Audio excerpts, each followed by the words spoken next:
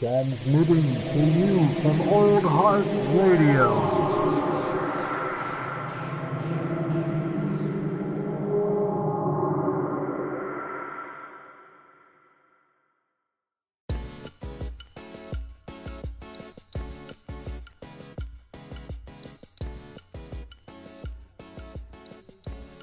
Lift off and the clock has started. I'm gonna hit the record. Oh, leave meeting. Everybody leaves. Oh, fuck that. And here's the episode number 2. No, seriously though, I guess this technically is episode number 2 of what? What's the name? Who's gonna say it? There's 5 people here. Somebody's got to say I it. forgot what it was called. Under further review. Further review. You ding. You just I couldn't remember if it was until or under. They both start with a U. All right. Well, episode 2. We'll get better about that along the way. We're sitting back down. I got Caleb McGrady, Jameson Jones, Dusty Gill, Nick Flannery, and myself, of course. Just reeling in the, I'd say, rare form that this playlist is. Dude, I tried, like I told you guys last podcast that I'm trying to absorb Jameson's, in the morning, kind of doing a lot of opening the shop and stuff like that, because it's just that to me is this great moment that I have for silence and just what I want, you know what I mean, music wise. And I tried to do this with yours again, Caleb, like I tried to do with everything. And every morning I was dedicated to my process, but every morning it was and not in a bad way necessarily on some of these tracks, but I got assaulted all morning, in my eardrums. It was just a constant barrage of just stuff I've never heard put together in this and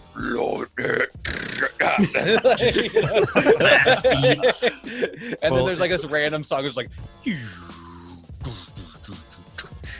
some slow dark electronic build up. It was honestly really fucking eclectic, and it introduced me to some stuff that I would really want to follow up on. So I'll just preface this with that. Yeah. Well, if you thought you had it bad, Dusty texted me last night, or the group actually, and was like, "Oh fuck, his playlist is 14 hours." I'm like, "That's the wrong one." Yeah, I started listening to it today, so I was went to my parents to help clean up with the post-wedding shit, and then I just was home marinating steak, cutting onions and stuff, just listening to just Demolisher. Just metal blasting. I pulled my first shot of the day to Flesh God Apocalypse today. Nice. It was. I'm not saying it was bad. It was kind of delicious, the combo. Nope. So. Hope it was a very. Well, I guess it's espresso, so it is dark. And it was Italian. That was very fitting. It was bitter. It was very. It's how I like my music and my espresso: dark, strong, and bitter. Make it an Americano with no water. Yep. Shit. Just no water. Do you have pumpkin spice? Are you serving the pumpkin spice yet? Jesus Christ, dude. The pumpkin spice. The pumpkin spice is something we fucking serve pumpkin spice year round. Oh, I wasn't sure if it was a seasonal. But here's the thing about our pumpkin spice, dude. So how Starbucks has that real specific pumpkin spice flavor that you get with that drink? It's a very noticeable drink, right? Our pumpkin spice is this really thinly flavored syrup that has no resemblance of what that drink tastes like. Toriani, just or whatever that syrup is. It's this small batch made syrup from Portland, and it doesn't taste any. It tastes barely like allspice, and shit's sweet. Allspice is the best part of it. And so it is, but so my beef is that we serve this to people all the time who are expecting the Starbucks drink. And so it's not only do I have to serve people pumpkin spice all the time, but I serve them a pumpkin spice that they end up hating and then turn around and going, "Can I get more flavoring in this?" Yeah. So I'm always shit. I know you're not going to like this. You sure you don't want something else?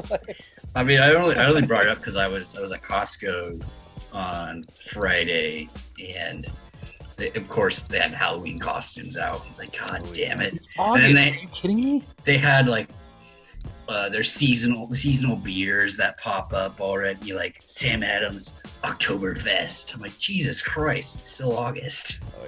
Oh yeah. Everything's Give starting to Labor roll Day a out. chance. No respect. Give Labor Day a chance. Oh man. Yeah. Like, I guess Caleb. Was this supposed to be like this playlist listed in any specific order, or was it just free form? It was pretty freeform, although I did I shuffled stuff around a little bit to kind of give you guys a break here and there, or to like, or to just like, like lull you into a sense of like calm and then blast your tits off. That's what happened to them. I was wondering where they went. Right. I mean, honestly, like I didn't really like realize it until like today, but like I was really excited and whatnot to share all this stuff with you. But then I realized like, oh, I have to like explain the inner workings of why I listen to what I listen to, which it's not like the biggest deal, but I don't know. To me, music's extremely personal, and I'm used to people being like, ugh. It's very subjective, so yeah. I definitely found, like, I know when I was in Wenatchee last weekend, Caleb came over to my parents' house and we were talking a little bit, and I've definitely realized we have very different tastes about specific things in music. Like, you have a very specific, like, vocal, like, you like a certain type of vocals. Going through this playlist, you see a really, like, common theme to them.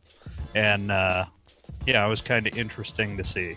Mm-hmm. Yeah, for sure. It's also pretty interesting because Caleb and I have a lot of the same bands in common as some of our favorite bands, but judging by like his song selection and my song selection when making these playlists, like we have some of the same bands on there, but we pick different songs. Like we clearly like these bands for entirely different reasons. Yeah, and it's pretty cool seeing that variety. Yeah, for sure. Well, I guess that brings us to the first track on the playlist then, Caleb. Holy Roller by Spirit Box, which, side note, I just saw that Spirit Box is playing in Seattle in February with Every Time I Die. Whoa, And going that to would that. be a fucking cool show. We should try and all get tickets to that. It's at the Showbox. So That'd be cool. yeah. Been to the Saw show. in September. So I was just like looking at the Showbox schedule. It was like Dance Gavin Dance, but then like the Veil of Maya is playing Yep. with them. Oh yes, I'd love to see that show. It's just like And Dance Gavin Animals Dance. as leaders. Yeah, that's what I was like. Damn, I was like, I actually know all these people. Animals as leaders going to be there too. That's going Yeah, to be it looked like a pretty good show.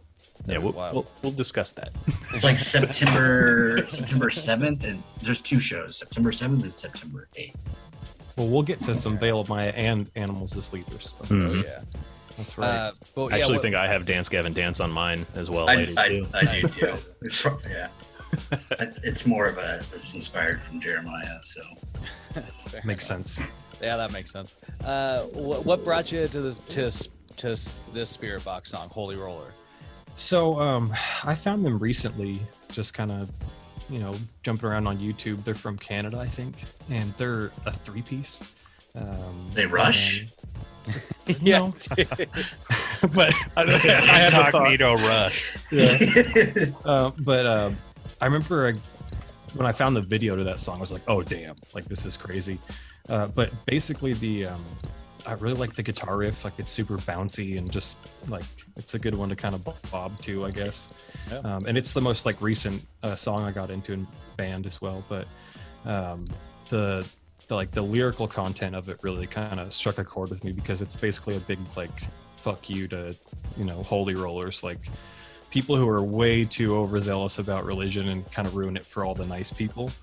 And that's like shit I grew up with, so it was like hell yeah. And it's just Yeah, dude. I think it's a cool song. I'm with you in that department. Like, I don't like. I'm not religious, but it's like my mom's a really really like kind person. You know what I mean? And it irks me that somehow she's sort of like related. Like she's in these same circles as like people that just like are really just kind of like nasty, predatory, religious people. You know what I mean? She's associated with these. Yeah, fiends. she's in the flock, if you will. And it's just like, God, dude, like I wish like that wasn't a thing, but you're right. This song lyrically kind of you could tell just kind of sort of like spat in that the face of that. So it was kind of cool. But yeah, I actually I didn't mind this song whatsoever personally. So and it actually introduced me to Spirit Box. So this is one of their heavier songs because the lead singer Courtney, she's got a very beautiful voice as well. She's got a pretty there's a girl singing in this song. That's a woman. Yeah. So I didn't even notice that. If you look at like some of our other stuff like Circle With Me or Constance or whatever, they just put out an EP. A lot of really like kind of more agreeable singing, maybe punctuated by like some. It was hard to pick one song by them, honestly. Fair enough. But Well, to steal from Caleb's vocabulary, this song slaps. I'm gonna say this one is my favorite song on your playlist. I think. Nice. I think if we go through, I'm definitely gonna be less agreeable. But you started it out right. I enjoyed this one. Yeah, The song is I liked it quite a bit. sonically pleasing. It's good. It has It's a also, good- I think, in my opinion, I think this one has the absolute best mix of their music as well. Like every aspect of that mix is cutting through. Like the guitars are distorted, but they're clean enough you can tell everything that's going on. Drum set is just absolutely sounds like cannon fire come through, just crystal clear. It just hits you like a ton of bricks every time. Beautiful sounding song. sonically pleasing. Yes. I just always, for some reason, I always default to like that, like Futurama Richard Nixon, like when doing things sonically pleasing. Sounds like Richard Nixon as the Joker. You got it. I love it. Man. Let's put a smile on us. No, you can't do it. It's too much. Went too far. All right. Well, Right. I guess if we're just gonna keep going, then let's just dive right into Strapping Young Lad. Wait. Wait, I was curious about because Dusty's going to be the. Oh Yeah, yeah, for hot Dusty. take. I'm sorry. For the hot Oh, hold on. Sorry. I Where like is it, Gil? It's a good intro opening song. Like I assume if they're playing a concert, that's like their opening song. Just one of those things kind of gets you pumped up and Yeah. really makes you want to just drive by, hardcore dance to somebody. Just pop out on the street, Some, fucking yeah, open the fridge and punch the milk, man. some Symphony in Peril. Might need to put some Stiletto on my playlist now. I was surprised nobody's had that on there. I completely forgot about that song. I can never find that song because I can never actually spell Stiletto correctly. Stiletto, Symphony in Peril. That breakdown slaps. It's Caleb. Stilleto. You had to think about There's it. there's an H in there somewhere. No, There's there's not. Definitely Stiletto? I not. think there's a I couple might be thinking of the Ts. word silhouette.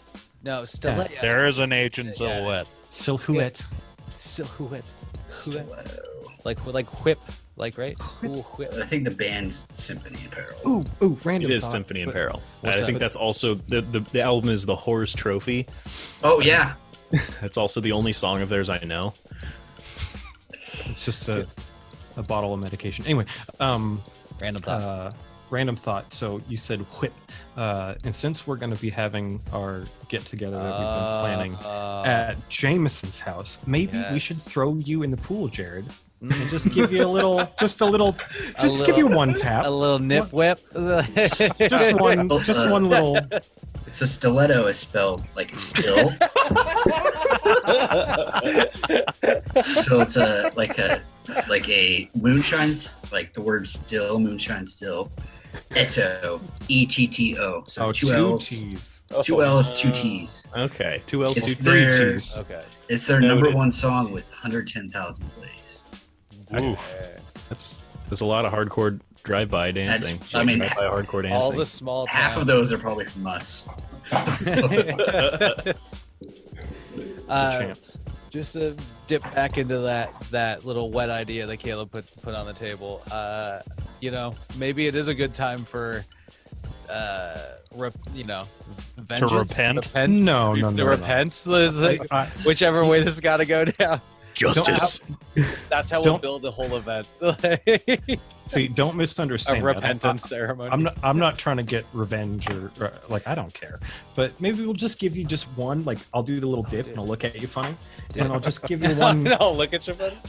I'll just give you one good one, and then we'll be like, yeah. So there you go. Right on the butt cheek. I'm all for it. I'm all for it. It'll We'll have to- sting. I mean, it's perfect that we'll be back at the Poetic. location and everything. You know, it's full circle. It's exactly what we need for the situation. Which I guess like I don't know. We'll have to play that out. Everybody has to be there though. Who's originally there? That's what we'll have to think about. I'm just joking. No. Who we will don't do admit that. to being there? Well, yeah. Who I was there. has the statute of limitations expired on that? Well, I would have had to press charges. So You could still, I mean, you could get raped and get press charges 10 years later. So yeah, that's true. But let's not liken what happened don't. to that. This is no. Very different situations. Oh god.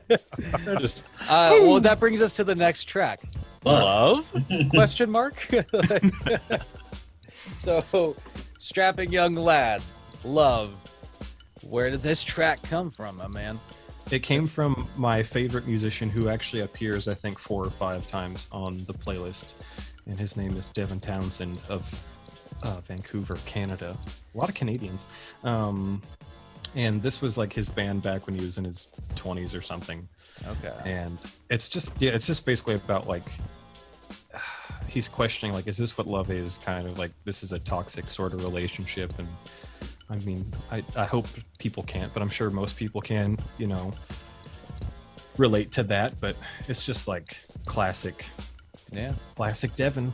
Mm-hmm. I love it. Gives you the feels. So I mean, and we'll get into it a little further. So, but this sounds like it was his first project, you said, or just like his earlier project. Yeah. So he has like, his projects with his name that show up later in the playlist. But yeah, this was his band with Gene Hoglan, the Atomic Clock, amazing drummer. Just a bunch of it's like one of the first albums actually. Like I never told like I liked it to like Rex or anybody because they're like But I remember you told me, you showed me, and I was But, like, wait a minute, you can make metal music and also have melody in it? Yep. And What? like Rex never told me this. never. He hid The those recording secrets. quality's too good. It's not true cult. Yep. But There's oh, go ahead. I was just gonna say it was like one of the first. I think it was after Rex had showed me, or whoever.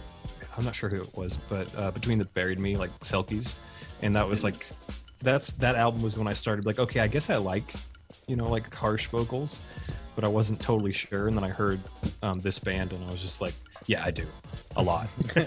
Sold. There's a very good reason that Devin Townsend shows up on this playlist as much as he does. He is one of the most outstanding musics of, I can't even say our generation because he's been doing this for so long and just consistently good all the time. He's just key always player in the metal scene. and grossly unknown as well. So does he do the clean vocals on this and the stuff afterwards? It's all him, yeah. Okay, well then I hate Devin Townsend because his clean vocals make me want to stab my fucking ears with a pencil, and I hate it. I really like them. Oh, they're I think he's horrible. okay. I didn't like the clean vocals on Love, but by the time you get down to some of the other tracks down here, I think he has one of the most like powerful goddamn, like especially in that higher register for a male singer. I think he has some outstanding clean vocals. I think he's got a 6 or 7 octave range. God damn. It's insane. It's I mean- just a little too like power metal for me, and like I think I had a few epiphanies going through this playlist, and one of them is power metal does nothing for me anymore. And That opinion is just incorrect. I'm not saying for everyone, I'm just saying for me. But yeah, Devin Townsend's clean lyrics or clean vocals are fucking trash. I'm gonna have I'm some just things gonna to say say to that. you next time I was- that we do this. I was gonna I'm gonna say slap you say so this hard. later, but So I couldn't picture who Devin Townsend was, and like the He's vocal Voldemort. the vocal work does, how do I say it? Like it, I don't know. To me it also leaves something to be desired in this way where it's like, I don't know, like I don't know, like male melodic singing doesn't always hit for me, I guess. And I kept picturing who this Devin Townsend person was, and I recently watched Channel 5's like makeout artist video, and I don't know if you guys have caught up on Channel 5 on YouTube, but it's like okay. All I can picture is Scott Stapp. It's when like hear this guy I sing. pictured was like this like older dude with like, I don't know, kind of like Alice hair. Cooper knockoff, like belting these things out. Is that anything close? Yeah, Scott Stapp. No, he looks like Lord Voldemort, and he's a huge Like, is he nerd. bald? Does he have? Yeah, oh yeah, Okay. super bald. So he's So, like Before, Ralph before he was bald, Fiennes? he had this long red hair while his hair was also falling out at the time, and then eventually he just gave up and like gave himself dreadlocks. And it was a skullet. It was the worst, Gross. most disgusting hair. So oh my that's- God, it was awful. I If kind of that's that respect era. that. He looks more attractive as Lord Voldemort. He said it was like important to him to like he didn't care, he just wanted to look as disgusting as possible because the music that he was Fair. making, like he's like, that project was him purging his not cool feelings and his 20-some year old angst, and yeah. yeah, so he's just nasty. And then when he cut those dreads, he made a concept album about a puppet from space who comes to Earth to steal its coffee. And when he designed the puppet, he attached all of his dreadlocks to it. Oh my god.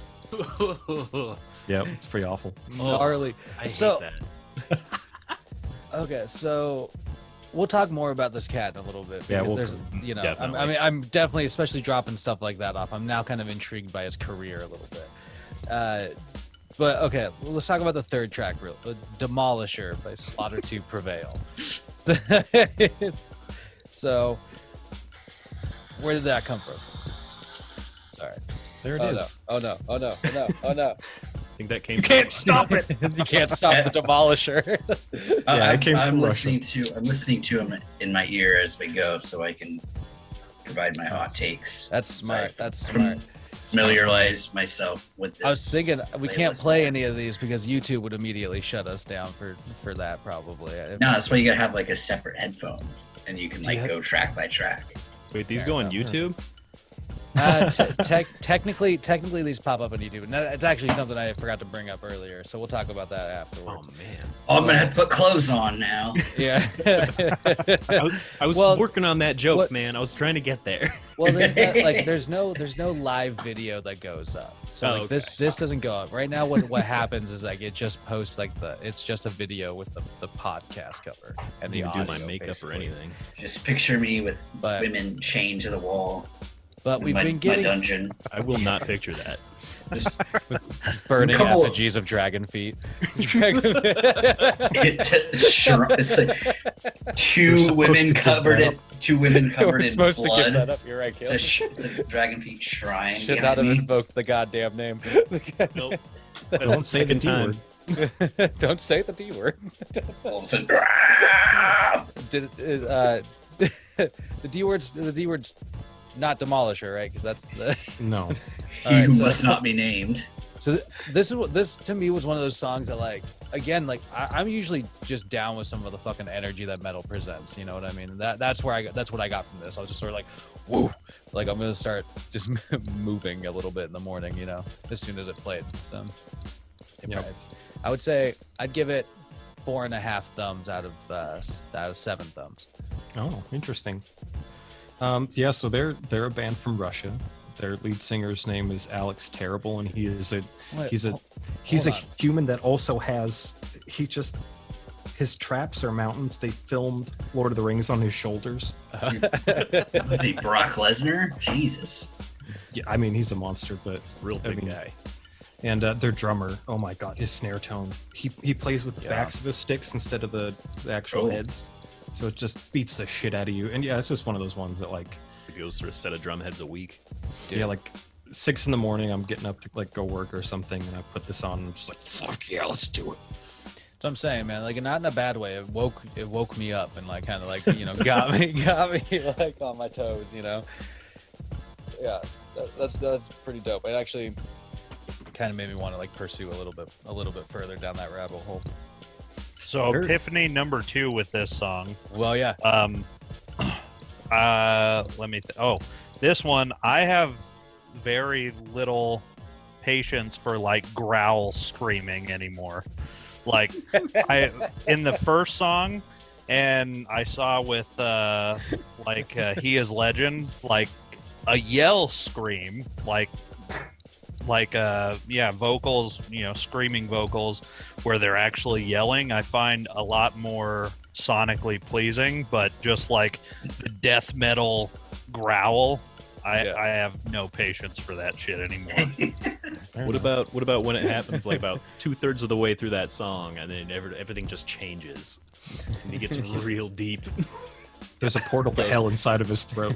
Yeah. Just opens up and lets things out. He's speaking Russian too. Lets out How hardcore demons. is that? Yeah, so that was I was gonna ask. I didn't realize. So this is this a world music list? There is a lot of So far we've got Canada and Russia. And is there Icelandic music on here? by any chance? Almost. Almost adjacent. We'll get to that. I might have some on mine. We'll see. Fair enough. Dusty, any hot takes? Oh, I like the drums. I like the drum. That's what I like popped the out to quiet me. parts. Just, no, I like the rest. drums. That's the thing that stuck out to me the most, was the intense blast beats and just the sound of like the snare and stuff. I did like the snare tone a lot. It was very pleasing to me, that sound. That's one of my favorite parts. It just makes you want to go. Just I mentioned this to you guys over the in the text group last night until someone yelled at me about it. But I was reviewing this playlist yesterday and the day before, and I can't remember when it was. It must have been yesterday. But my neighbors had brought their like elderly grandfather over to visit, and they were like gingerly guiding him down the steps to get into the building. Oh, no. That was just right when his vocals just dropped into that just unearthly, just hellish, fucking super deep, just growl part of that song. And I was blaring it. Like, I had just got my computer set back up again, and so I had my monitors just blasting out like biggest, most badass sound quality I could put out at the time. And that poor guy probably like lost friends in Korea. He's seen some shit. Came home to this world. Came home to this world. What would Damn you kids. What would you have done if he got to the bottom of the stairs and then just pushed away everybody, opened up a pit, and just started just Went Picking down up and the joined change. Yeah. Just- oh, he's like, oh, look, a penny, and then he just starts picking up the change. Good God. I'm curious, Nick. What did your lady think of this? Did she hear any of it? I didn't force her to listen to any of it. She has no patience for metal of pretty much any kind. So pretty much, I could show her like, I don't know, As I Lay Dying, and she wouldn't be able to tell the difference between that and Demolisher. So Slaughter to Prevail. It's all screamy, noisy to her. It's that screamo music. It's screamo. Oh God, help us! God, Yeah. Paul. Is Yeah, this well- Godsmack? Is this Nickelback? Nickelback's really going off the rails. Pretty sure it's not Nickelback. Dude. So for like, I don't know if I ever told you guys this, but for one show and one show only, me and this dude I worked with played as a Britney Spears cover band called Here's Your 5 Cents Back. And we did a 3-song set. Every song was just a cover of Toxic. Yeah. We were really invited back to that venue again. We were really dedicated to the Nickelback joke. I mean, that's actually a really good song. It is. We didn't really do a good good song. rendition of it, but it was. It's a good Britney Spears song, I suppose. Good choice. It's not gonna be on my list. I'll tell you that. So Britney Spears. Oh, let's keep it that way. it's Britney, bitch. Atch. God bless her. Atch. Hey, free Britney. All right. Free Hashtag Britney, free man. Britney. I'm on But board. okay, let's jump from Britney Spears to Flesh God Apocalypse. Perfect segue. Of course we would. Yeah, so A Million Deaths. I liked this track because I was like I said, this was this hit right as like it was like the perfect timing. This started right, like really just kicked off right as like the espresso dropped this morning. 6 seconds started dripping into my cup. And I was like, oh, what's happening here? So I mean, Flesh God Apocalypse, they're from Italy, and you know, they have, International. yep. So we're in Italy now, and they're kind of ridiculous because they wear like old timey like. Yeah, I like the cover of this picture. Yeah, they that album is amazing. King, the whole thing, so good. Yeah, I but definitely want to listen. I'm gonna listen to it now. it's like, you know, it's symphonic death metal, and I like they- the symphony. Yeah. I don't know. I think there's like one kind of mastermind of the band, and he has a lot to do with the composition of all the symphonic elements. They have a soprano singer that tours with them, and they're whoever plays the piano is. I mean, they're all virtuosos. So, you know, it's like, Yeah. it's just fucking awesome. I don't Yeah. know what else to say. This is one of my favorite songs on your playlist too. Like I'm a sucker for pretty much any kind of metal that's going to have symphonic elements into it, and I'm not sure there are many bands that can do it better than Flesh God Apocalypse. Yeah. Like their writing, their structure is just above. They're next level. That's what I'm trying. His vocal style is like it's hard. I speak metal, but it's hard for me to understand what he's saying without like reading along. But the lyrics to it are basically like it's from the viewpoint of a bunch of soldiers in foxholes, and like dealing with the fear and the why are we here? What are we doing here? And what are we dying for? And no one cares about us. No one's gonna come help us. And it's like, I don't know. I guess even though I have never been to war, but I know those who have, and some didn't come back. Some did. He came back. That's good. Thank you for your service. Yeah, but you know, so it kind of makes me think of like some of those people, I guess, and just the juxtaposition of like being like, okay, this is what I believe in, but also like your body is telling you like, this is stupid. What are we doing? It's very similar to That's good. how the December song Legionnaire's Lament goes. And that's all they're talking about. I was like, why are we here? Yeah, It's a man. very opposite spectrum of music as far as that goes. Yep. This song makes me think of Flannery in high school for sure. Like this is if you played this for me, I can imagine Nick Flannery wearing like a suit vest and carrying his little notepad around and stuff. But I guess, is this Epiphany 2 or 3? I think this might be 3. This might be 3. 3? Yeah. Well, symphonic metal is fucking trash too. So Oh my god! I think you're the hot take person on this one, J-Lo. Not would Dusty. have to I kind of like words. this. This is something else. we got a couple. I of like spicy meatballs. This The one. I like the, You and the Caleb like descending hating on piano. ska, power metal, symphonic metal. I No, love I ska. like- I did I not hate hate on ska. ska. I mean, I maybe I don't love ska, but I did not hate ska. Hate on it. Ska Yeah. is doo-doo butter. Doo-doo butter. We're gonna have No words. way. No way. I I'll- like symphonic and power metal. Thank you. These epiphanies are. Yeah, I like the piano in this song. The descending piano. That's a wild piano solo. Hard pass. You uncultured swine. Yes. You're a goddamn This Philistine. is world music, man. You're just objectively just wrong. There's no. I You apologize, don't get to have opinions on but this. no. thing. This is Italian How do mastery. you See, I'll- pronounce the name of this next lady? That's what I was just wondering. I'll help because we're going to a different part of the world next. So I'll just introduce it because Mhm. this is a lady named Ivor, or perhaps Avor, and she is from the Faroe Islands, which is part of Denmark, but it's close to like Norway, Iceland. Like it's kind of there in the middle. And the song's called I Tokone, which means Into the Mist. Oh, I was thinking of I, Tanya. I didn't actually know that was an I. I thought it was movie. a bracket. Oh no. I did too. Like I honestly didn't It's know. a candle It's like that a- someone's trying to blow out. Oh. Yeah, there's a candle in the wind.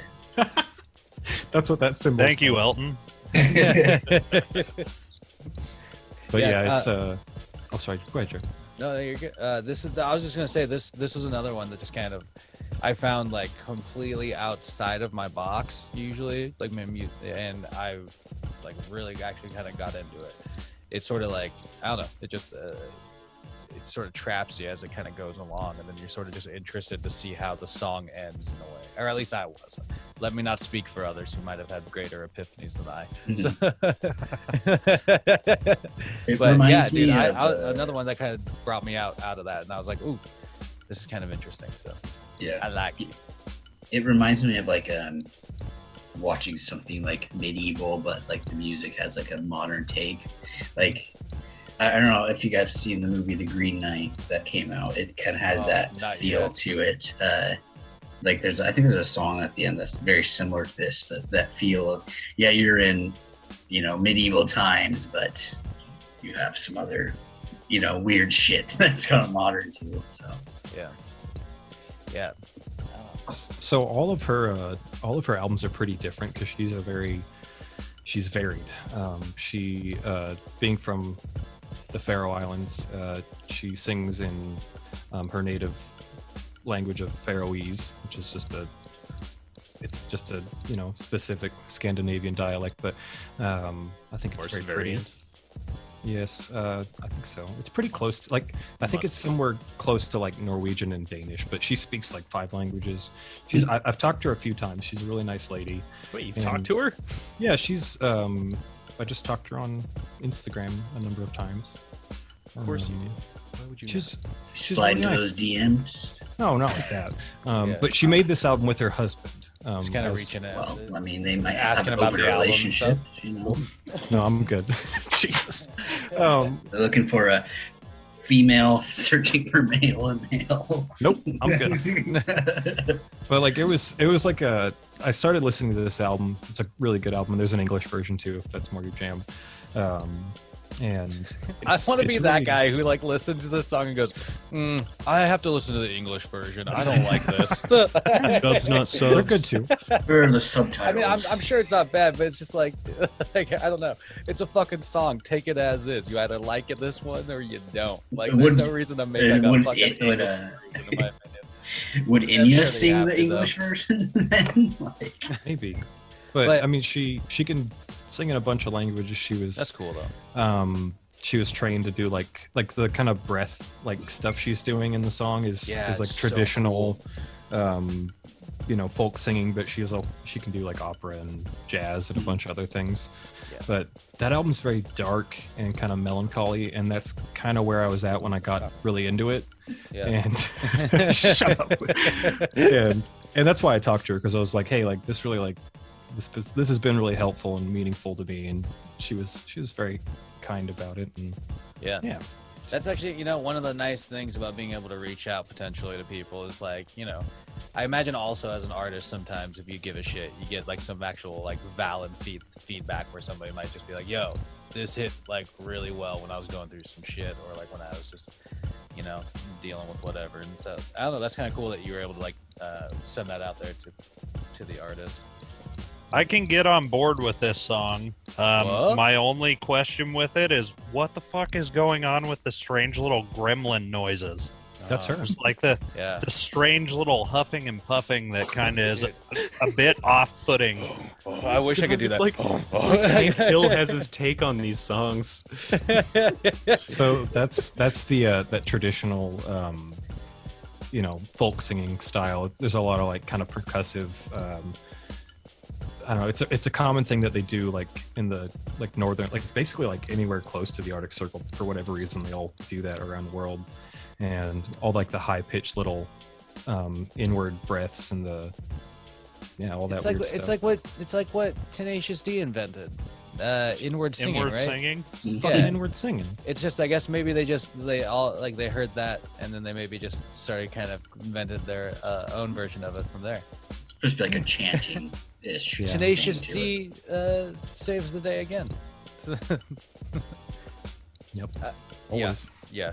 No, but no, that was actually some of my favorite like random shit in this song though, was because it was just like, I don't know, like I think about like how you can maybe do that, and it's just like you know you sit there and try and you just like I just you know was joking around doing it. It's like you look like a dickhead even trying to make the like replicate those like guttural noises and Yeah, like those it's kind like of, a throat pitches singing and stuff like that. It's so cool. Throat singing is so fucking cool. And you're right, there's like tons of different fucking cultures that actually like have like throat singing methods and whatever that are really neat. There'll be more throat singing later in the playlist too. Yes. Oh. There's more for your throat later.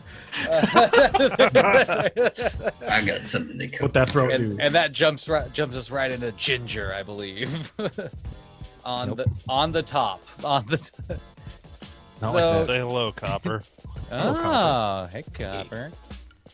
That is Copper is a huge fan of Caleb. He's actually jizzed on him a Oh, couple come on. times. We have to put that out. Oh Great. yeah, we do.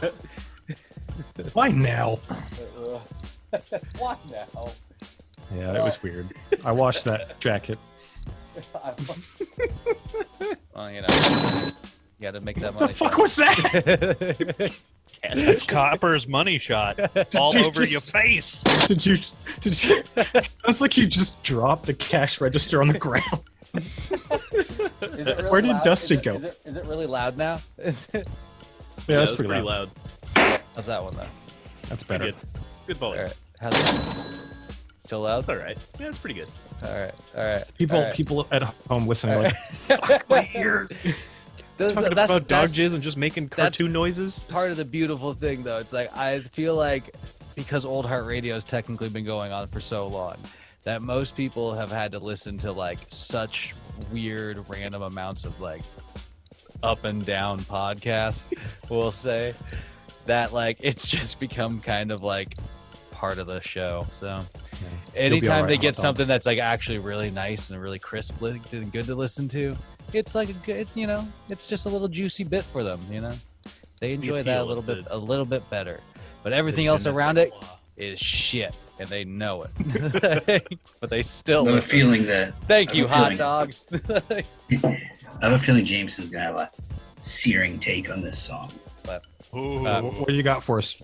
it's a oh, so- grim foreboding. We're on Ginger right now. It's a Yeah, we're on Ginger now. yeah, Ginger. on the top, Alright. Ginger. So now, break it down so for us. now we travel from the Faroe Islands in the North Atlantic over to the Ukraine, and and we Cultured fuck. find Ginger, And we Um, find Ginger. a three-piece, Gingivitis. which is amazing. They're a super talented group, and I don't know, this song came on one time when I was working at the farm with Jeremiah, and I hadn't really like listened to them, but this one just kind of got me, and I was like, oh, this is cool, and I checked out more, and I was like, holy shit, these people are very good. Like the lady, she's this tiny little scary Ukrainian woman who looks like she could kill you. Little babushka Um, woman. Yeah, I guess. She's a babushka, yeah. Babushka means grandmother. I know. I know. Don't make me get the cane and the Yeah, get Dusty out. makes a great babushka. Don't tempt me with a good time. I remember the babushka now. Oh my god. What happens in Jameson's basement stays in Jameson's basement. Well, anyway, so Put the babushka to bed. so this song's about like just wanting to be like, I don't know, it's kind of like about like being too ambitious or being too driven and like it becoming toxic. And I don't know if you guys know this about me, but I sometimes at my nastier, uglier moments harbor a bit of a superiority complex that's completely unearned and unwarranted. So this was like kind of like, I think that's It was- every male on this I think planet. I appreciate you saying that, It's but called ego. But yeah, like I also think it's big to admit something like that. I feel similarly at times, and you have to check yourself in a way. You know what I mean? yeah, and that's what this song does for me. It's a cool song. cool. It's just, and she's just saying like, it's a long way to the top. If you want to rock and roll, man. Yeah. And Yeah. like there's only room for one up there, so don't step on people to get ahead, basically. Yeah. No, I think it's okay. Again, what I've been noticing is that you have a lot of like I don't know, like pretty good like lyrical attachment to some of these tracks, But yeah, that's kind of cool. I don't know. It's a good like lesson reminder kind of song in that way. That's I think that's well put. Yeah, I don't know. I'd maybe give Ginger a little further listen. They're, like if you look at their like Spotify account, they like reference all sorts of different like musical stylings. Yeah. And what and so it is kind of interesting, that wide swing of like what you might kind of get sort of seeping through their filter, Oh, the girl's kind of cute, actually, but in that weird like, Babushka? What she might chain you up kind of way. So Mike Chaney? What Mike Cheney. She might chain you up. My Sharona? My Sharona. What the fuck? I don't even know. The old neck tattoo. You got a neck tat. Must be hardcore. So Dusty's take is that, oh, she's not a babushka after all. Decent looking. God. She kind of looks like she's a little gypsy going on, but I like the guy with the overalls in the background, not the overalls, some nice suspenders. Yeah, suspenders. Yeah, some really like popping suspenders. Yeah. I suppose. Finding the I have some black and some. Yeah, that's what I was thinking. I was like, he's got to play the guitar. Mm-hmm. Nobody else is gonna stand out that much. A drummer can't wear suspenders. Get too warm. He showed up to the photo shoot. They're like, "You fucking fool! take the suspenders off. You're the fucking drummer. You know the unwritten rule of drums. Get No the fucking suspenders. bag. Put it over your head." You can't wear suspenders. I'm wearing suspenders. You can't have two Then band the members hair wearing gets thrown. suspenders. You just ruined my whole look, bro. I really don't think that Ginger is this vain, but if they are by any chance, I mean, then we got him. Ginger, if you're listening. Yeah, well, Ginger, we know you're listening. So Well, Epiphany 5. yeah. Oh, here Oh we God. Oh, Here we okay. are. Here we Well, are. at a risk of getting canceled for this, I really, and Caleb proved me wrong, I guess, with song number 1, but female vocals in metal really don't do it for me. And this song bordered on the like industrial metal feel a little bit, and once again also didn't do it for me. But not the most disagreeable song on your playlist. Not my favorite. I can't wait to hear which one is. Let's say, I mean, If it hasn't come up yet, save it. I don't know that I have a least favorite, but let's just once again say that anything by Devin Townsend is bullshit. It's like literally like my That guy. favorite musician ever. Like one of the most talented. There's like people on the the face of the earth. ladder, and then there's just like the platform where Devin Townsend. Oh, sure, we'll God. get to that later. Jameson on the bottom. Jameson, I'm gonna handle this later, but I've got some female vocalists to send to you that I just want to try some things out. Okay, yeah, you Have can you all prove- heard of the band Paramore? That's another thing. Let's bring that up. I feel that once we've made it through our first list of like playlists, we need to do guilty pleasure Oh, yeah. playlists. Ooh, yeah. Ooh, Yes. Dude, I'll say it here. I love that song, Misery Business. Yeah, I've listened to it because Pops up Alex all Melton the time now. Yes, did a exactly. cover of it. and I was Missouri like, Business. let's go back to the original, and I listened to it. I'm like, this is a fucking banger. It is a banger song. Still is. I'll give Haley Williams that. So, Mhm. but yeah, guilty pleasures. That'd be That'd be a good one. That'd be a good one. Hang on, I just want to fast forward because I'm so excited for our next one. Ooh, what do you Give got? it to me. What is it? I've actually heard of this band. Well, Steamer Burger. Okay, I didn't announce it. Demon Burger? Demon. So tell, That would make say, a sweet Flannery, joke, say man. it correctly. Say it correctly. All right, we've got give us. We've got Dimmu Borgir up next, and I'm going to let Caleb introduce this song and why he chose Sound it. like you're a Yeah. DJ. What's the name Next, of we've got Dimmu Borgir, and after that, Spando Ballet. But first, before that, just a word from our sponsor, String Lights, everybody. Oh, string I'm going to lights. drop Jeez. this every time. Thanks for tuning into my YouTube channel. It's called String Lights. I've got like 7 or 8 half-finished songs on there, Yeah, there you go. and that's about all there is to say about that. Fair enough. Also, I'm just going to do a quick, since we're in the plug section here, hop on, go find us, Old Heart Radio. We're out there. That's all you get. I'm not very good at plugging. I'll I show just- you how to I- plug, Jared. I'll We show get you. to 5 likes, you'll get video. Make sure to smash that like button, comment, and subscribe. As of right now, Jeremiah Turn on is, notifications. Jeremiah is the #1 fan demanding video content. So check out our link tree to our OnlyFans page. You might not like what you see, but it's there. but it's there. It's all out there. This week coming Only up on till OnlyFans. October 1st, though, because Oh, they're true. banning everything. So Yeah, if yeah. you want to see our sweet dongs, Really? get on OnlyFans before Wanna see October the- 1st. So Yeah. Dongs You shoulda of hopped 5 on that dudes train in their before now. 30s. I can't speak for anyone else, but I promise to underwhelm.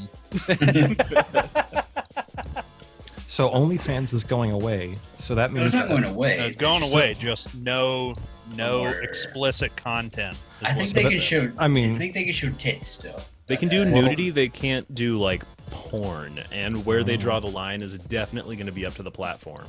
You imagine paying for porn this day So- and so- age. so basically what you guys are saying is Suckers. that this new age fur trade is about to come to an end. There's going to be no more beaver pelts out there to look at. No, Well, sir. now, actual restaurants will have staff again, so that'll be nice. Wait, so I recognize that girl. Hey, man. Finally, Red Robin. OnlyFans opened was the an other interesting section. experiment, I suppose. But, you know, this song was also an interesting experiment for me. What's the name? What's the name of the track, Caleb? Segue. It's called Cataclysm Children, which Cataclysm Children. like many of so we went from the Ukraine, we're going to Norway now. All right. And we got some Norway. good old So we're on the other side of the globe now, right? kind of No. not really, not that far. Second star to the right, straight on till morning. Anyway, Okay, just um, like I love the Peter Pan drop. Yeah. That was great. so much like Peter Pan, this song is fucking rad and makes no sense. Demon Borgir is a I don't know if they're legitimately or just theatrically satanic symphonic black metal band, and I don't know, this song just So theatrically, it's just- satanic, which is great. I don't know if they mean it. Maybe I they think do. most actual Satanists, like Church of like LaVey Satanism, are just theatrically satanic. I don't think they actually believe in the. You're either The full deity. satanic or you're not. It's not like I'm theatrically gay versus regularly gay. You know, you I can't saw be in Harold and Kumar's It's a 3D spectrum. Christmas that Neil Patrick Harris was theatrically gay, and then theatrically behind the scenes he was gay for that pussy. gay. It's either that one. backwards? No, it's just in the movie. It's absolutes here, all right. In the movie, he admits that he's not actually gay. That's just for ratings. I see. Yeah. You're either satanic or you're not. Oh, there's All right. Well, As a Sith, I deal Well, in we're- absolutes. So so basically, where's this song sit on the satanic scale then? I don't know, man. It's not for me to say, but 6.9. it's kind of just another one of those like. I find even if they're meant to be like sort of a satanic theme, like Dimmu Borgir is, if you can kind of decipher their sort of weird nonsensical lyrics, they're sort of motivational, and they're kind of just like, don't let people tell you how to think. And like it sounds like Tony Robbins, but he put on corpse paint. Like if you just read it aloud, and it's just I don't know. This is like a song I would listen to when I would row. Okay. I'd start working out and I just put it on and just be like, okay, here we go. Fair There's a lot of that. I like the piano in this song. Yeah, he Like likes that. the piano. It's that kind of bridge part. Kind of a bridge breakish down thing. I just have so many fond memories associated with Dimmu Borgir, especially from back in high school. Us just rolling around East Wenatchee, just blasting like Progenies of the Great Apocalypse at top volume, like showing people that were not at all prepared for it. The video for the Sacrilegious Scorn, one of my all-time favorite music videos to this day. I have so many fond memories of that band. Epiphany 6. Oh, here we go. Black metal blast beats. I mean, make me lose all. I mean, you just lose all credibility because it just turns the music into generic metal, and it just becomes like it all sounds the same. You throw that in. There's another song at the bottom of your playlist. It's like I was really into it. It's like. There's no lyrics or anything. It was just a musical piece. But you throw these black metal blast beats in it, and it's like, okay, it just sounds like generic metal again. I can't. That is a prime example of the Seinfeld effect or the Matrix effect. Like, you see like Seinfeld influences in comedy, like what you perceive to be like a really generic, boring sitcom. Like that was all like bleeding edge comedy and TV. Like when Seinfeld did it first. And like, like a bullet time or like a slow motion event in an action movie, like you think that's like overly cliche and awfully done, but it was like once again bleeding edge shit when the Matrix did it for the first time. Like black metal did blast beats for like they were the first people to do it. They were cutting edge. They were super underground, and obviously everyone copied them. So now it sounds like cliche and boring. Are you saying Dimmu Borgir was one of the like original? No, not by a long shot. Oh, okay. Dimmu Okay. Borgir I got lost way in that. after the fact. You're saying What was- in general black metal and blast beats was like original black metal would be like Mayhem. I mean, Burzum would be another original one. Caleb, help me out here. That's like second Satyricon, wave. probably. Oh my god. That's second wave. So yeah, there's a first Satyricon wave did and it first, but yeah. no. No. no. Caleb's like no. So, I'd argue that, but yeah. All right, we'll have an arm wrestling match. Proper way to say everything. Orgaroth. There's another one. But yeah, like so there's like different waves of black metal going all the way back into like I think the late 70s maybe. I can't remember the name of the first band, but there was a band that they put out an album that was called black metal, and that's where it I didn't actually know that. I can't remember who that was. I'm failing as a black metal historian right now. It's okay. Most of my we won't like shame you. We won't shame- peak black metal and what everyone will like call peak black metal is also called cult. What happened in the early 90s, like right about the time that the Fanthof Church got burnt to the ground. Yep. Yeah, So- they went through they burnt, what was it, like 16 churches, or was it just 6 or something? But they burned a bunch of churches in the It was a Scandinavian countries.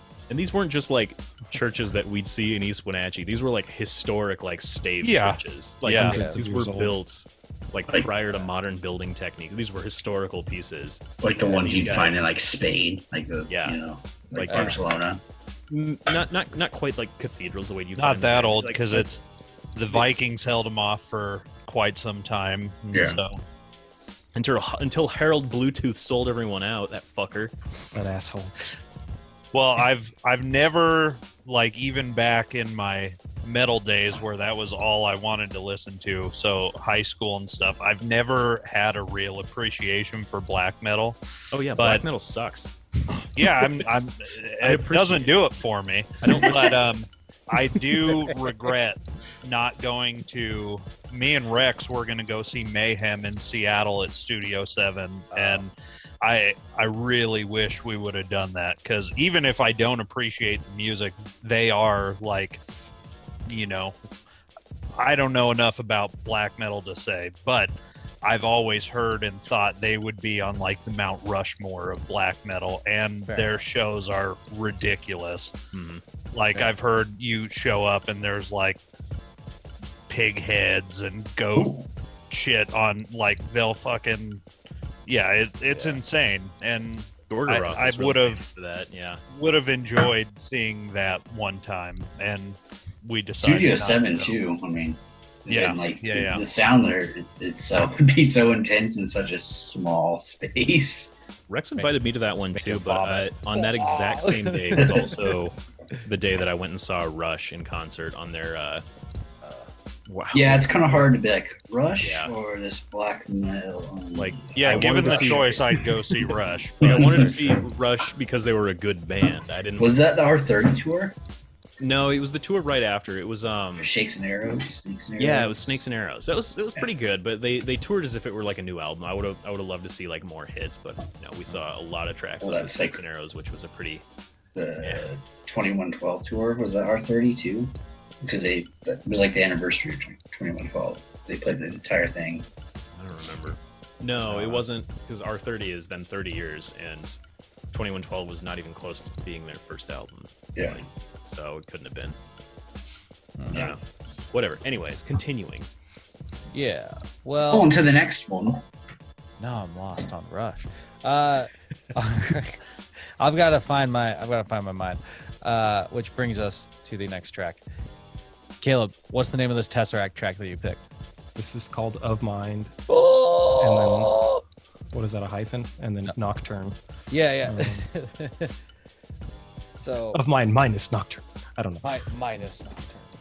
So But what yeah, what brought you to this track then? I found Tesseract maybe like in 2012, and I just thought they were kind of like doing the gent kind of proggy metal thing in a cool and different way. Like it's kind of like slappy, clean guitar tone, and there's like almost no harsh vocals. Just the guy's like a very powerful, kind of higher range singer, and yeah, I love all the syncopation that they do. Their drummer's really good, but like really low key.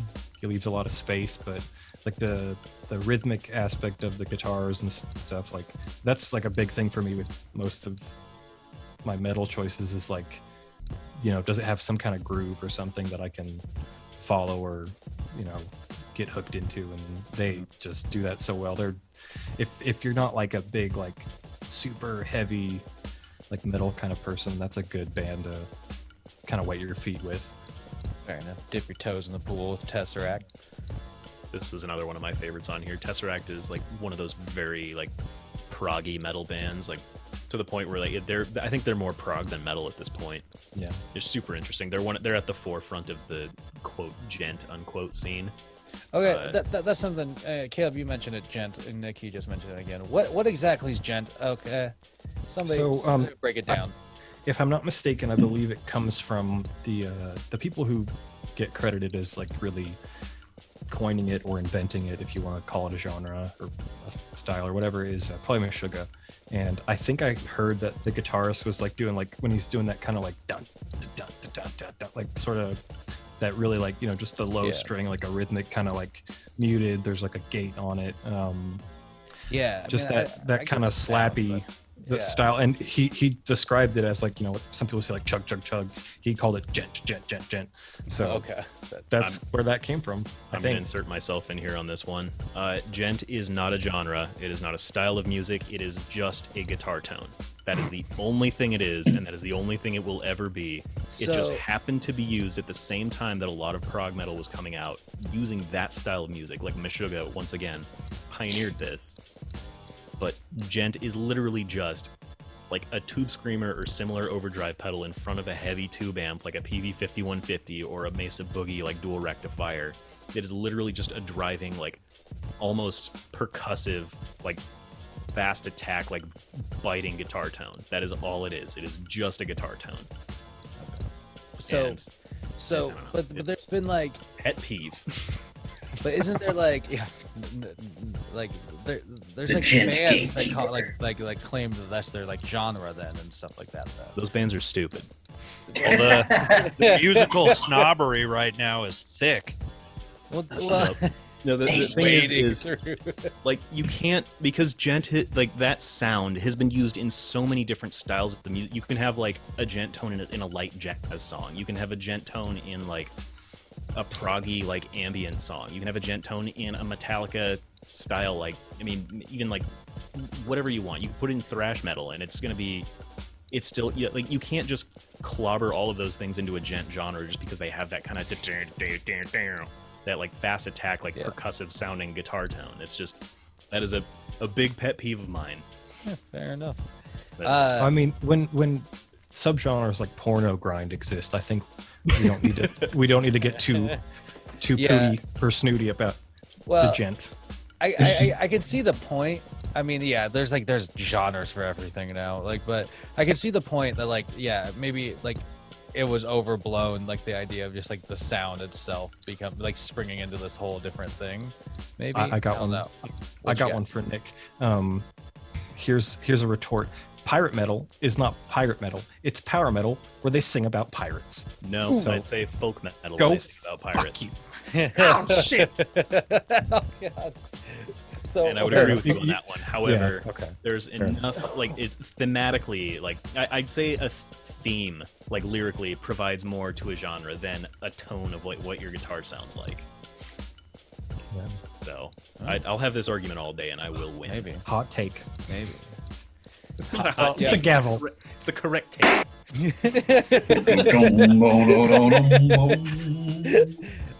This song, I'll buy into it once again. Like, solid music here, but lyric a little too power metal on the vocals.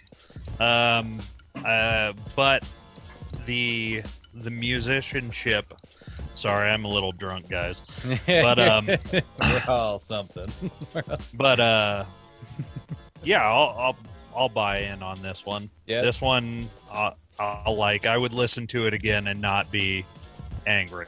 You'd Fair probably enough. like them, Jameson. Like a a lot complete of their turn stuff is actually quite a bit softer, a lot more Yeah. mellow and melodic. And You had like a bunch of Tesseract on that 14-hour playlist. yeah, I like them a lot. Whenever I see Tesseract, all I can think of is the Avengers, so Yeah. it kind of throws me off. The MCU involved? Okay, so House of Mouse involved. the House of Mouse, they get their fucking hands in everything. Except for Old Heart Radio. They didn't want us. They didn't Not want yet. us. Not yet. Soon will be Disney shills. Coming for ya. Yeah. We are live from Epcot doing an iPod. There you go. That's how you know we've finally made it. Is when Old Heart Radio does a live show at the Epcot Center. I want to do one of the Grand So Ole down Opry. for that.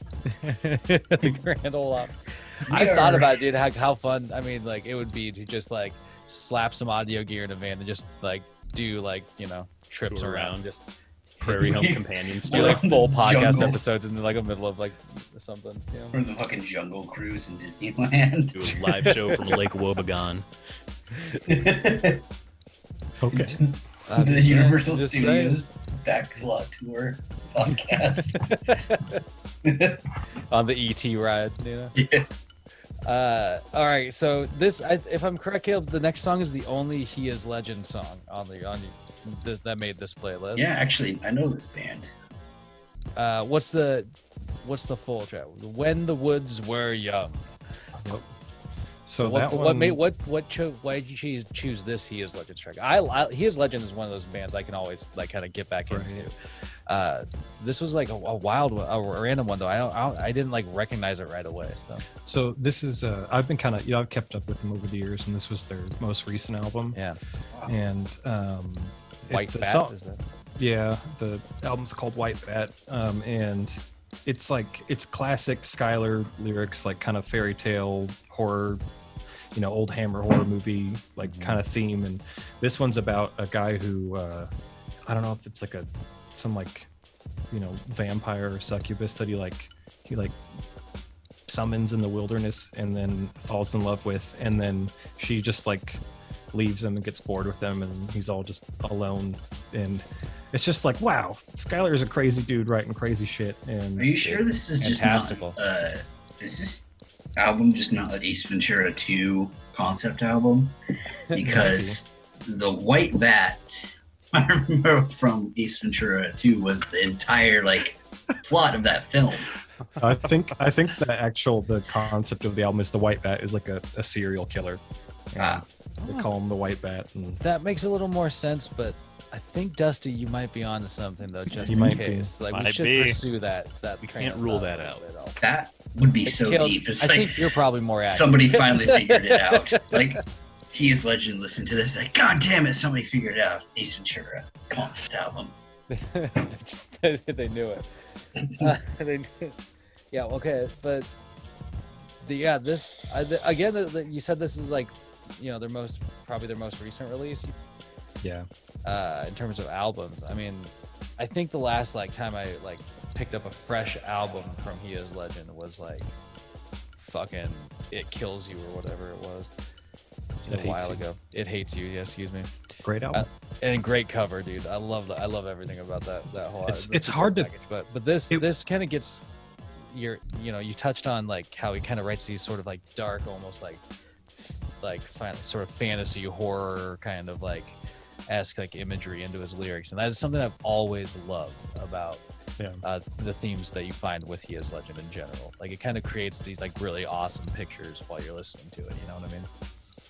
It has that like classic He Is Legend Southern groove a little bit to it. Mhm. Really enjoyed this one. Yeah. I figured as soon as this was on here, just great. as soon as I thought that I heard this one, I was like, oh, I bet James was going to be into this. If Yeah. you like Maylene, you should love He Is Legend. Who came first, Maylene or He Is Legend? Probably He Is Legend, I want to say. I don't know who shot I think first. I think Maylene came like sprung from like some like auxiliary bands like kind of not working out. And I know that for a while, the lead singer of He Is Legend filled in for Maylene and toured with them. So Closely they're related all than I thought. they're all buddies, I assume, and doing their They- southern rock. They's friends. He Is Legend was one of the first bands I ever saw live, and actually too. Caleb was there for that. It was my first band I ever saw live, and I saw them live later at El Corazon, and it was right after R.I.P. Hate El came out. Corazon. They're still around. Oh, are they? What? I Yes. thought El Corazon got bought out by Condo. No, so I that'd follow be them on Twitter, unfortunate. and they're advertising right now. They do like a charity drives or I guess fundraising drives to try to keep themselves afloat during COVID because it really sucks for them right now. Obviously, not being a music venue that can't. Well, I thought somebody like Makes bought sense. that entire Makes sense. block out, That's and what they were I gonna like thought. tear it down and put like townhouses and shit there. Kind of like over there thinking of Showbox as well. I don't know. Maybe that was the plan. Maybe that plan got scrapped. But either way, El Corazon is still there, and they're still advertising. So I'm glad Shout outs because- to El Corazon, man. I've Yeah, seen some fucking good shows there. I hope to When see I- many more. Damn I the s- man, save El Corazon. Yeah, buddy. Yes. when I saw He Is Legend there, like if you guys have been there, the stage is tiny. It has that pole. So on the small, right in the goddamn middle of the pole. fucking floor, dude. Yeah, I've hit and then- myself on that pole so many fucking times. But there weren't Just like dancing on that pole. they weren't headlining that show, so there were people there for other bands, and there was like Yeah. a little group of us that were there for them, and we all kind of like when they came on, we all kind of grouped together, and there's only a few of us singing along and whatnot, and when we were Skylar like came down into the stage or off the stage, like not that it's very high up, and my hair was long at the time. He grabbed like a handful of the back of my head and was just like screaming into my face, and he smelled like whiskey, and I was like, fuck yeah, this is awesome. This is fucking rad. Yeah, I mean that'd be fucking badass. Yeah, man. I would still like to see He Is Legend. I've never seen them play, but I would love to catch They're them. good. That they're like one of those bands like there's like a handful of like random like musicians or bands that pop into my head. And I think about like, damn, I really hope that they can get back to touring and shit like that. You know what I mean? Yeah. Especially because I don't want them to like have to be forced to retire or like just step out of like playing music like before I get a chance to see them selfishly. You know what I like Tenacious D. Dude, I'll never see them again. Dude, I saw I've them never seen once. Tenacious D, and they're the top of my list. Like, I really wish that they could like if they play a show in Washington, like I have to be there. Well, they did like when the last time Sasquatch happened. I mean, at that point they hadn't released. This was like years after Rise of the Phoenix, but they just randomly did Sasquatch, and I was like, God damn, I regret not going to that. So I think the Postal Service also played that Sasquatch. I was like, Jesus Christ. Yep. That would, yeah. That's I a think I bad remember show the year to you're miss. talking about, dude. Yeah, just like, oh yeah, these two bands that you'll never see ever again. Yeah. Tenacious D you might know. tour again. They did just release a track pretty recently. They did. Yeah, but And there was a for cover a of a kids Beatles movie. song. Yeah. No, they had It was Paw like Patrol? it was like It it was- was like no, a it was- Beatles cover, like mashup kind of cover thing. I think. It was. Well, they I did, think like, I Here Love Comes the You, Sun. and it was for the Crudes too. Don't Ah. question me. I have a 2-year-old. Fair enough. I've This seen guy all does. this Well, shit so many times. Okay, well, you probably only watched that because Nick Cage was in it. So right. you can do that. Yeah. My- Anything with Nick Cage. Speaking I of mean- speaking of the man, have you guys heard about that movie Pig? I want to see it quite bad because apparently it's like better than even like Mandy was, which was like really good. Oh, I haven't seen Mandy yet. I've heard a lot of things about Mandy. I've not seen it either, but I've Mandy's heard great. it's just like a superb film. I need to see that one. It is. It's fantastic. Much like Caleb, would you describe the next track as fantastic? I would. Blood Eagle by Periphery. Yes. Yeah. So, Speaking of bloody you're the only movies. person. You're one of the only people that would describe a Blood Eagle as fantastic. I bet. well, it's not a fantastic way to die. Well, no, fair enough. Not a fantastic way to go out. That's for damn sure. It's God damn. definitely one way to go. You guys seen Vikings, Right, right? That's like one of the only clips from the Vikings show that I've ever seen. Have I you was like, seen oh the my movie? God. Oh, have you that's seen the movie? Have you seen Midsummer? Mm-mm. Shockingly, no. It's It's the guy who made Hereditary. Oh, Yeah. There is at one point in the movie one of the guys gets blood eagled, It's fucking and, gnarly. and his lungs are still breathing and shit. That's Oh, how you're It's supposed to do it. intense. Oh, I mean, it takes place through the middle of the summer in fucking Norway. So It's just normal. That's It's what cold. happens there. Yeah. The Vikings don't live in the 1950s. They live in Norway. oh my god. well, this is like a fancy May Queen cult kind of bullshit. But yeah, Fair enough. Ari Aster. So it is. Caleb, what about this track is like the reason why you put it on the list? I mean, Periphery is one of my favorite bands, and they never let me down. And this last album they put out, which this is from, was just it's so hard to pick one song by them, but that one often just it's again kind of the lyrical content of it, I think, because it's just about a raiding party coming from the north and destroying raiding, and it's definitely not the most, like, if you're a very religious or Christian person, it might ruffle your feathers a little bit. Many things on this playlist would. Yeah, Many, yes. I might have a chip on my shoulder, but I don't know. I think it's super, just fucking, it's brutal, and it's really well arranged, and the timing's weird and interesting, and I made the mistake, kind of, like, it worked out okay, but I was talking to my landlord who lives next door to me, and they're like, oh yeah, like, what kind of music do you like? And I was like, oh, I like this, and they're like, oh, I like some stuff like that. I'm like, have you ever heard of this? And she's like, no. I'm like, oh, yeah, it's pretty crazy. All right, send it to me. And I was like, okay, I guess, don't evict me. She's like, you need to leave, sir. Get out. Before I find a pentagram burnt to your carpet. 30 days, man. Yeah. And Yeah, it's just, I mean, Periphery's one of, in my opinion, it's like, I guess they're polarizing for some people, but they can do no wrong with me. So Yeah. I'm Fair enough, gonna man. stand behind Caleb on that one. I think Periphery is probably one of the greatest bands to ever walk the earth. I'm a total fanboy of this band. same. It's just a metal band to me. They're solid. I'll wax poetic about them next week because I have Reptile off of the same album. Oh, on my I almost playlist. picked it. I almost did it. Reptile is also like 17 minutes long or something. So It's amazing.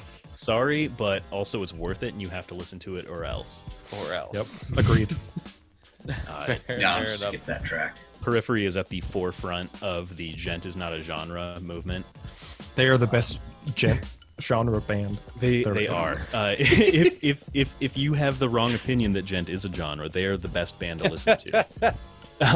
But they literally are selling T-shirts right now in many different styles. One of my favorite of which is the Grand Theft Auto like cover art pattern style. Oh where it's yeah, just it's a bit like of- tiled, like Yeah. compilation kind of thing. instead of Nice. Grand Theft Auto, it's gent is not a genre. That's awesome. They're dedicated to that because they also they're literally at the forefront of that scene. They call themselves modern progressive metal, and that's what they are. Yeah. And every single member of this band is an outstanding musician, writer in their own right. All of them have their own little solo projects that are just kick-ass projects on their own. Misha Mansour is, I think he's probably the most well-known name of this band. He has his own his own little recording project that's going on. He just released a solo album called Bulb. I'm already waxing poetic, and I said I wasn't gonna. It's easy to do. Well, Bizarre. I'll get into this next time. I have plenty to say about Periphery. That is But yeah, they're like a really good example of like how to succeed in the music business nowadays. Like they have, they sell pedals, they sell merch, they have multiple projects, they do recording for other people, they do all kinds of stuff, and they're just really, really, really talented musicians and good businessmen, and yeah, Fair it's good enough. shit. all right. Well, you guys talk about the next track. I gotta take a leak, but what's the next track up? I like the cover. I like the Cloud cover of Kicker. this next Oh song. damn it, Jared! You have to leave from this. I like the I cover. can come back. It's You guys, you know what? You guys talk Let about whatever me- the fuck you guys want. I'll be right back. Let me- I gotta take a piss. I'm actually going to do the same thing. So edit this out, Jared. You guys talk amongst yourselves. Oh, I watched a really weird movie today. On it's called Annette. Annette, Like, no, Annette. Like Annette. I think I just saw I saw an ad for that. What is it about? So it's Adam Driver's new movie, him and Marion Cotillard. And I was not expecting it to be a musical slash rock opera. But it basically, he's like a comedian and she's like this opera singer. And they fall in love, and then they birth a child that's a puppet. And he ends up like killing her, and oh my, it's just so fucking bizarre. It's like it's just hard to explain. It's so weird, but at the end, I ended up actually liking it quite a bit. Just like the entire there's not a whole lot of like lines that weren't sung, so it was like very much rock opera In that opera territory, then that'd be something I'd be willing to check out. I mean, I'm gonna watch pretty much anything Adam Driver does. I don't know, I love my Adam Driver. That's why I watched it. It's like, Mhm. I mean, that dude's fucking awesome. But, Man is gonna have persistent health problems for the rest of his life, with his spine, because he carried the entire sequel trilogy on his back. Yeah. Well, he was in the Marines from 2000, God, I'm 2004. Too. Yeah. So He was, but he had this really unlucky thing happen to him where he got super injured mountain biking, and he wasn't able to deploy right after 9/11 due to actual spinal injury, not comedy spinal injury. but then he he started this foundation for getting basically entertainment to troops, Mm-hmm. through Armed Forces Network and stuff like that. Yeah, he's a super Oh, yeah. cool dude. Awesome dude. But yeah, that movie was weird, but I'd recommend it. Got a lot of catchy songs. I don't know if you ever watched the show Big Bang Theory, but that one guy, Simon Hedberg, he's in it as well. He's actually pretty good. But yeah, there's basically 4 people in this movie, but it was something else. I mean, it's definitely something I was confused sober, so I don't know how anybody would watch that thing high. Man. But it would be a trip for sure. Man, we're coming up on 2 hours here, and we're only 10 I know. songs in. We gotta we get better there. speed this thing up. We got Cloud Kicker coming up. Okay. Yeah, I'm listening to it now. Hold on, Cloud Kicker. Caleb, What's the reasoning behind Cloud Kicker besides the dope fucking name? I don't know. Ooh, I just found them randomly one time, and I like it. They do mostly like instrumental stuff, and Yeah. this one little album is kind of different from the rest. It's definitely heavier, but I still can't decipher the polyrhythm that they're doing. But like the last like half of the song, when it kind of has like that guitar drone, and it's just like this really big like rhythmic thing that they're doing. Like I remember the first time like I found it, I smoked a bunch of hash, and I was just like laying on the ground and like already kind of in a trance, and it came on, and I just went swimming in all of it. And Yeah. it just always gets me. I love this one. That is like ultimately one of the things I always love about instrumentals. Ooh, kitty, kitty. She's foreign around. Sorry. Is that it's just that like I feel like I can easily like kind of like in that way, Caleb, sort of just get lost in that like in that water, you know, like get lost in that music and just like drift a little bit easier, you know. Lyrics definitely always like lead you through, or kind of like like The cat. wafting. Yeah, but no, that's a good point though. And yeah, this song really hits, man. Like this was another one I liked off the playlist. I was like, okay, more to pursue, you know. Hold on. Cloud. Yeah, I'll buy off another enjoyable song. Yeah, you with me on that one, Yeah. Jim? Yeah, I'll give you that one. Solid take. Yeah, good pick, Caleb. This Awesome. reminds me and Jeremiah, like years ago, we had an album that we had worked on. It's called Cloud Eater, and it was such a fucking bust. We like had recorded it. We spent so much time writing it. We spent so much time recording it. Then we were producing it, and the band fucking fell apart. Classic, you know what I mean? But Cloud Eater, man, it was always something that was like, I just fucking love that name. This like immediately like reminded me of that too. I was just like, Cloud Kicker. Oh god, this next one Jameson's not gonna like. Oh yeah, I can't wait to hear what you say about that. Oh boy. Fuck. Here we go. The Kingdom by Devin Townsend Project. Oh man. DTP.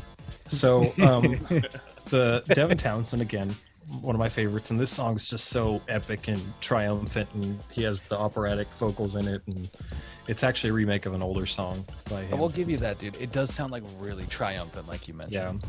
The whole album's like it's like a big love letter to his wife, so it's really like happy, and like it's huge and like heavy, but it's like very major tonality, and like it's like a really like intense positivity to it. So it's makes me happy. I particularly loved his vocals on this one. I wasn't as much of a fan of his clean vocals on the first song off of the Strapping Young Lad album. I love. I hate that I have to say it in that inflection. Well, but this one, his vocals were just these like soaring, piercing cleans. Were so just beautiful to listen to. Loved it. And Jameson. Yeah, soaring, piercing, and offensive, to be honest. Correct. It's just fucking. I mean, I will give him like the song is like interesting, but the second I hear the guy's fucking voice, it's over.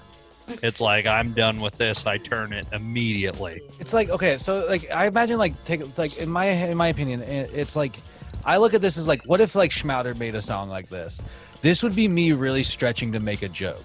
Like that's what I would try. Like I would hope that I would sound that good, like making light of like the type of music we're making fun of. Yeah, if this And, guy like, was that's- doing it as a joke, sure, but it's fucking serious and it's trash. Well, and that's yeah. I'm not defending it. I'm like, Caleb, I appreciate that It's you like his best get a lot song. out of it, but like I would honestly venture to say that like the instrumental versions of these songs would probably be something I would listen to more.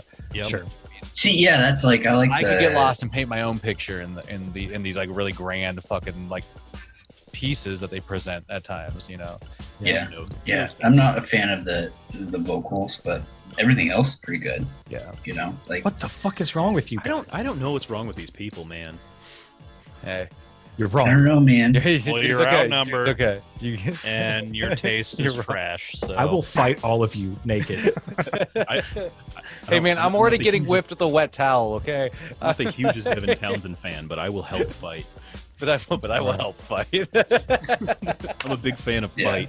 I'm just a big power I ballad just wanna person, fight. so Yeah, that's the thing. It's just like I'm just trying too hard to be like powerful, and it doesn't do it. He doesn't have to try. No, Well, that he's just yeah, he has to. Try It to sounds like contain he's power. trying way too fucking hard. Is Yeah. what the problem is. That's what I mean. It's like I feel like it's like yeah. I don't want to know. have this conversation again like 3 more times. Yeah, we'll It's like Alright, move well, the fuck off. I'm getting it out of my system now. This- I'll just say this, trash every time from now on. this Veil of next Maya. song. Move Yeah. on. I see the title of this track. And all I can think of is the WWF wrestler Viscera, Viscera. was Oh my god. a 400-pound like black man in a full leather bodysuit. Viscera. That's what looked the song's more- about. more- dude, Really? like, I mean, it matches pretty well.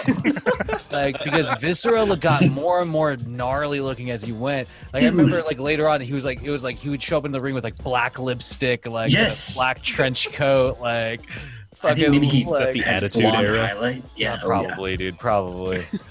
Like Hogan was in the back dyeing his fucking handlebar mustache, and He- Anyway, he- this- yeah. this track has got, yeah. Like I can't speak. I dig this track. Just throwing that out there, bud. Yeah, Veil of Maya is really just like they're really good at the weird rhythms and the guitar sound effects. The singer's got a hell of a scream, and he's a really great singer. Catchy choruses, but the lyrics are fucking dark. All of their lyrics are. It's about like just like don't read them. They're horrible. They're scary. Don't they're read not, they're not horrible. They're well written, but they're just terrifying. They're not for Um, kids. But yeah, so it kind of weirded me out that Veil of Maya is playing with Dance Gavin Dance because they're like, I don't know, like it seems a little different. They're just really good friends with each other, honestly. Okay. I follow them on Twitter, and they're just good friends. They like each other. They hang out. Yeah. I think that's cool. Yeah, let's go on tour together. This song was really conflicting for me because the vocals were like that growl that from a previous Epiphany I don't enjoy, Yeah. but I thought the clean parts were interesting and good, and they are. I mean, it's undisputed that they're good musicians, but maybe I'd give it another shot. But yeah, Not your cup of tea. it's fine. It's fine. Elma is another one. And of my there's favorite bands. there's the gong. It's Oh, yeah. fine. They're another one of my they're- favorite bands. I actually really like this one. I think this is the newest track they have out right now. But they threw in out of nowhere. I haven't heard them do this before, but just these like 80s style synth sounds, and I'm just recently got into like electronic style music and synthesizers, and they just went straight into like 80s like John Carpenter-esque style synth sounds, and then just threw metal on top of that, and it went really well. But yeah, I'm a big fan of this song. It's real good. Nice. So Yeah, Nice. was there like what was like the particular reasoning like that you put this on there? Was there just because it was a jammer for you? I just like I had a hard time picking one from them because I almost picked the song Pool Spray. Also very good. Just kind of like I don't know. That's a good one. But I don't know. I just like got really into them like a year or two ago, and I've just been chomping at the bit for them to put out new stuff, and this was the newest one, so I got really into it. Nice. Okay. All right. Well, that brings us to the band we mentioned earlier, Meshuggah. All right. Straws pulled at random. So this is off of their like kind of really pioneering, I guess, album called Nothing. And I don't know, this one just kind of stands out to me amongst all the others because, again, like that second half of the song is like the instrumental part where it ends, and just one of those like kind of rhythms that I get lost in. And the song's about like fate and do we really have any like free will or self-control over what's happening, or is it all predetermined? So No, dude, we're in the Matrix. Dog, don't you know? Mr. Anderson, we're in the Matrix. and I had to include the forefathers of the esteemed and noble genre of djent. Yeah. If you guys want, you guys can try and virtually arm wrestle now. You just get it over with. Just get. As much as I respect Meshuggah for what they brought to like some of my absolute favorite music in the world, I'm not a fan of Meshuggah. Yeah, listening to this, you know, they were also like they're a very pioneering band. You know, a lot of the like hardcore bands that I used to listen to would always bring up Meshuggah as like a huge influence, but I never really got into them. And listening to this, like, I can see where people like, you know, they have a very specific tone to them. And it's not the worst thing in the world. I enjoyed it, but not really my cup of tea on the vocals again, kind of that growly thing that doesn't do it for me, but didn't hate it. They do have one of the best living drummers in the world, if not the best. That guy is a monster. I don't even know how he does what he does. There's a lot of bands like that where like are like, oh, I love this drummer or something like that. Yeah. Just, Well, yeah. how long has Meshuggah been playing now? Long time, Like since the late 80s, if I remember right. something like 90s at least. Yeah, it's Damn. been a long Damn. time. For real though. That's Swedish wild. excellence. Oh, we haven't mentioned the 1987. countries. So we went from Nailed it. we're at the UK, Norway, lots of American. Where does Canadian the next track take us? again. So we're staying in Opeth. Sweden Oh, from God. Meshuggah to Opeth, both Swedish. And I picked an Enox. Opeth. I picked an Opeth song that was kind of atypical of like what people think of when they hear them, because they made a real shift to like more like a prog rock kind of vibe. And this album is a really good example of that. And the fucking guitar solo in this song is just like I've definitely heard of this band. it gives me chills every time. And they're just, I don't know. I really like the change that they made. You fucking asshole. I know. But yeah, I like Opeth a lot. They're You've one of my been telling me to listen to Opeth for, I mean, maybe since like junior fucking high, and I've never done it, and I have to say I probably made the right choice. So I was waiting for that build up. I was hoping you were going to say you liked it. I I was- knew he was going to do that. That's kind of why I put that one in. I was like, maybe they'll like this version of Opeth a little more. No, it's not bad. It's not a bad song. I've never been a huge fan either. I see where you're coming from. Nick, you're so I don't know. Shit on like one of my I don't- favorites. No, I get I you. don't I get you. It's like Dislike them. I just don't have strong feelings either way with Opeth, and if that's just doesn't seem like something I want to spend my time on. I feel like for me it's yeah, again, like I don't know, like it's like instrumentally like I can get into it. Sometimes the vocals threw me off a little bit, but you're right, the guitar solo does fucking kick.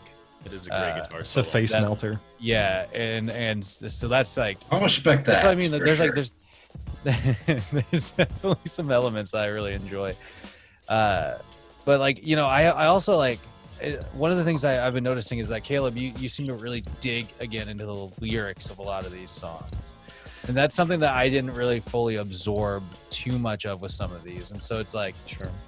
and so it's like that's kind of one of the things I forget with like a lot of metal, just in general, is like, you know, like a lot of these like kind of like sort of deeper content kind of lyrics are sort of like, you know, buried amongst like all the fucking happenings of one of these songs, and so I don't know. It's like I can see why you have like such attachment to some of these. What's with your attachment to Opeth though? Like you've been jamming them since like junior high. It sounds like. Yeah, I just, So I mean, is it like they're- lyrically, instrumentally? Is it just everything about it? they were one of those, not as much lyrically, although this one's got some interesting lyrics, but they were one of the earlier bands that got me into like heavy music as well, because they do like, they're so bipolar. Like they'll have a big heavy part and then a really soft acoustic, soft singing kind of bit, and then back into like, it's almost like movements of a symphony. And they're just really good at whatever they do. And yeah, I don't know. I think we all have one of those bands where, like, you know, the other people in your friend group absolutely hate, or not into, but you're like you'll stand for them, you know. Fight. Oh, dude, yeah. Yeah, I'm totally that way with like Decemberists or like Death Cabs. Like even though I know nobody else probably really likes those bands, but Yeah, I'd rather I'll slit my jump wrist. on you with Death Cab. I love Death Cab. oh, Not so much Decemberist, but Death Decemberists, Cab is great. Decemberists are something else. But yeah, I Decemberists mean, sound like a parody of themselves. Dusty, I'm going to eviscerate your playlist. I'm so sorry. probably. I love you, but The hammer will be. Actually, switched don't to- have we'll be any- put into a different hand. Apparently. Actually, don't have any Death Cab or Decemberists on there. Actually, That's a Fix mistake. I should, but it's more. I mean, those bands come in waves for me. So fair enough. All right. Well, let's move on to the next track. It's Jameson. Do you want to introduce this track? Yeah, trash. much like the band Garbage or Bush. We've I was got actually hoping Jameson would like this one. No, I I, kinda like hate it this all. a I little. see the guy's name and my vision just goes red. I like this this song. guy. It's got a country a feel. little Actually listen to ditty, this little one? ditty named Daddy, by Devin Townsend and who is it? Shay Amy Dorval. Amy Dorval. When I heard this one come out, I was like, "Who is Dorval. this?" This is a little So hit this- to it. This song and the definitely next different. one. It's a lot different than the other ones that you put on. Yeah, he does everything. Like he does metal. Like this was kind of a little bit of like country influence, although not country. Ambient, like meditation kind of music sometimes. Like he makes everything. But I specifically put this song and the one after it together because he was making both of these projects at the same time, and he would come home from the insanity of the one album, and then he like just needed to chill out, so he made this. And I love the chord changes. They're really like the harmonies are really haunting and pretty, and it's got a nice little like choo-choo train bluesy kind of country drive to it. It's definitely would fall into my liquor cabinet rock genre. Oh really? You know, Interesting. like something you'd watch a sunset to on the porch. You know, not too I intense. can see that. Yeah, it is. I would say out of everything so far, this is probably the one I've enjoyed the most for sure from that project. And it is kind of interesting, that duality of like, geez, I just need a fucking purge from this one thing I'm doing. I just need to like do something like in the opposite direction. Yeah. I mean, it's like Sturgill Simpson. I mean, he just will completely do just different shit. You know. Yeah. Which it he released a new album this week. I have not listened to it yet, but Yeah, he just released a song with Willie Nelson. well, I think he dropped a whole album on Friday. But that's at least what Spotify told me. But I've not listened to it yet. But like, it's called The Ballad of Dude and Juanita. Yeah. But he's just one of those people too. Like they're just like he'll play whatever the fuck he wants. Well, that's what it sounds like. So like with Townsend, it sounds like that the cat's been involved, like, you know, had a musical career for, can I say decades? Yeah. Okay. So He's it's got like 30 albums. yeah, and so that immediately, like, that longevity gives you, like, especially as you build it, you know, it just gives you more and more room to realize that you can like pull yourself in any direction you fucking want, really. Which is cool. I mean, in a way, it's really kind of neat that there's a little bit of diversity with this cat, you know, in terms of the musical genre. But you dig into the next song that's on the playlist, and the next song on the playlist is another Devin Townsend, AKA Trash. Devin Townsend.